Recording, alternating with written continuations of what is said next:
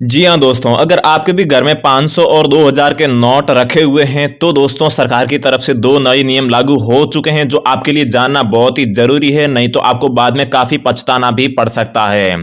साथ ही में दोस्तों अगर आपका एसबीआई बैंक में खाता है तो भी इस वीडियो को पूरा जरूर देखिए क्योंकि उसमें आपके लिए बहुत ही जरूरी सूचना है। और साथ ही में अगर आपका एसबीआई के अलावा किसी भी बैंक में खाता है तो भी दोस्तों आपके लिए बहुत ही इंपॉर्टेंट जानकारी लेकर आए हैं। और दोस्तों अगर आप यहाँ पर एटीएम से किसी भी प्रकार की लेन देन करते हैं, एटीएम से पैसे निकालते हैं, एटीएम से पैसे ट्रांसफर करते हैं तो भी दोस्तों आपके लिए एक बहुत ही बड़ी इस वीडियो में सूचना लेकर आए हैं। सरकार का एक नया नियम लेकर आए हैं जो आपको जानना बहुत ही जरूरी है। अगर आप ये वीडियो पूरा नहीं देखते हैं, ये सारी खबरें नहीं जानते हैं तो दोस्तों आपको बाद में पछताना भी पड़ सकता है। तो दोस्तों दरअसल हो क्या रहा है कि जैसा कि आप लोग जानते हैं कि आजकल सभी बैंक्स ऑनलाइन हो रहे हैं और ज्यादातर कस्टमर्स है जो घर पर बैठे ही ऑनलाइन नेट बैंकिंग या फिर किसी और तरीके से पैसों का लेन देन करते रहते हैं और आजकल के बैंक्स चाहते भी यही हैं। लेकिन काफी सारे ऐसे कस्टमर्स होते हैं जो लगातार बैंक में जाते हैं, लाइन में खड़े रहते हैं। बैंक में जो वहां पर कर्मचारी होते हैं, एम्प्लॉय होते हैं, उनके ऊपर काम का बर्डन काफी ज्यादा बढ़ जाता है। जो एम्प्लॉय होते हैं उन्हें बैंक वालों को काफी बड़ी यहाँ पर पेमेंट मतलब कि सैलरी भी देनी होती है।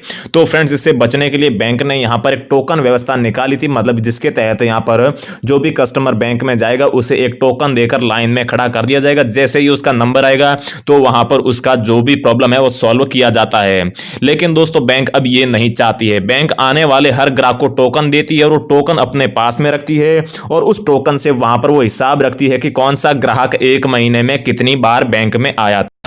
तो दोस्तों इस हिसाब से अभी ये सारी बैंक्स चार्ज लगाना स्टार्ट कर देगी। अगर कोई भी ग्राहक एक बैंक में 3 बार से ज्यादा जाता है एक महीने में तो दोस्तों वो फ्री होगा, क्योंकि वो टोकन व्यवस्था, जो टोकन दिए जाते हैं उनसे उनके पास में पूरा रिकॉर्ड रहेगा। अगर वो 3 बार से ज्यादा किसी भी बैंक में जाएगा तो दोस्तों उसके बैंक अकाउंट से पैसे काट लिए जाएंगे, क्योंकि सारा डाटा और सारा डिटेल उस टोकन के माध्यम से बैंक के पास में सेव रहता है। तो दोस्तों अगर भी आप भी काफी ज्यादा काम के कारण बैंक में जाते हैं तो दोस्तों आपको सावधान होने की यहाँ पर आवश्यकता है। अभी तो ये जो व्यवस्था है, जो पैसे काटने वाला सिस्टम है, अभी ये पूरे भारत में और सभी बैंकों में लागू नहीं हुआ है, लेकिन दोस्तों काफी सारे बैंकों में ये लागू हो चुका है और काफी सारे लोगों के अकाउंट से पैसे कटने भी स्टार्ट हो चुके हैं। तो दोस्तों अब आपको भी यहाँ पर संभलने की आवश्यकता है। अगर आप भी ज्यादा बैंक जाते हैं तो अपनी आदत कम कर लीजिए, नहीं तो आपके भी खाते से यहां पर पैसे कटने की संभावना रहेगी।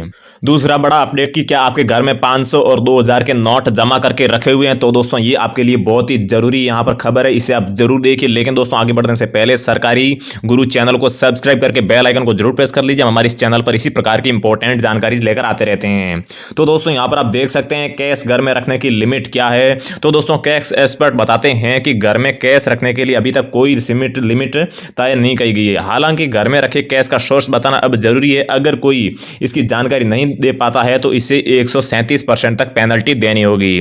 तो दोस्तों अगर आपके घर में 500 और 2000 के नोट पड़े हैं और अगर आपके पास में ये 1 लाख रुपए से ज्यादा है और अगर आपके पास में सोर्स नहीं है कि आपने ये पैसे कहां से कमाए हैं, कौन सा आपने ऐसा बिजनेस किया जिससे आपको इतना यहां पर बेनिफिट हुआ है, अगर आप यहां पर सोर्स नहीं बता पाते हैं तो आपको यहां पर 137% पेनल्टी देनी होगी।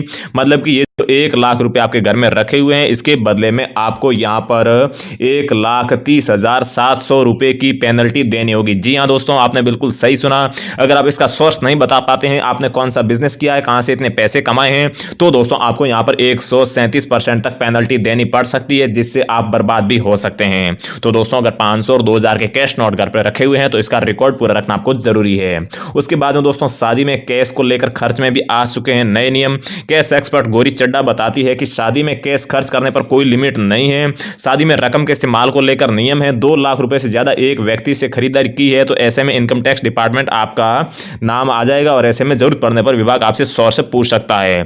तो दोस्तों अगर आपके भी घर में किसी की शादी है, आपके लड़के लड़की भाई बहन, तो अगर आप वहां पर 2 लाख रुपए से ज्यादा की शॉपिंग कर लेते हैं तो आप यहां पर इनकम टैक्स डिपार्टमेंट की निगरानी में आ जाते हैं और वो आपसे पूछ सकते हैं कि आपने ये 2 लाख रुपए की जो शॉपिंग की है, इतने पैसे आप कहां से लाए, उसका भी आपको सोर्स बताना बहुत ही जरूरी है। नहीं तो आपको यहां पर देख सकते हैं 78% मतलब कि 78% तक आपको यहां पर पेनल्टी देनी पड़ सकती है। अगर 2 लाख की अगर आप यहां पर शॉपिंग करते हैं तो लगभग आपको यहां पर 1.5 लाख रुपए की पेनल्टी देनी पड़ सकती है। तो दोस्तों ये कुछ अपडेट थे जो ध्यान में रखना जरूरी है। साथ ही में एटीएम की भी जो जरूरी है वो भी मैं आपको बताने वाला हूं। तो दोस्तों तीसरी सबसे बड़ी खबर है कि अगर आप एटीएम से पैसे निकालते हो तब आपको सावधान हो जाना चाहिए, क्योंकि दोस्तों पहले आप लोग जानते थे कि जैसे कि आप मान लीजिए आपके पास में एसबीआई का एटीएम है और आप उधर किसी बैंक के एटीएम से पैसे निकालते हैं, जैसे कि मान लीजिए आप पीएनबी के एटीएम से पैसे निकालते हैं, तो दोस्तों आपको 1 महीने में 3 ट्रांजैक्शन की छूट थी, मतलब कि 3 ट्रांजैक्शन आप कर सकते थे, उसके तहत आपको कोई भी पैसे नहीं करते थे। लेकिन जैसे आप 3 ट्रांजैक्शन से ऊपर चले जाते थे तो आपके यहाँ पर 25, 30 या फिर 50 रुपए चार्ज करते थे।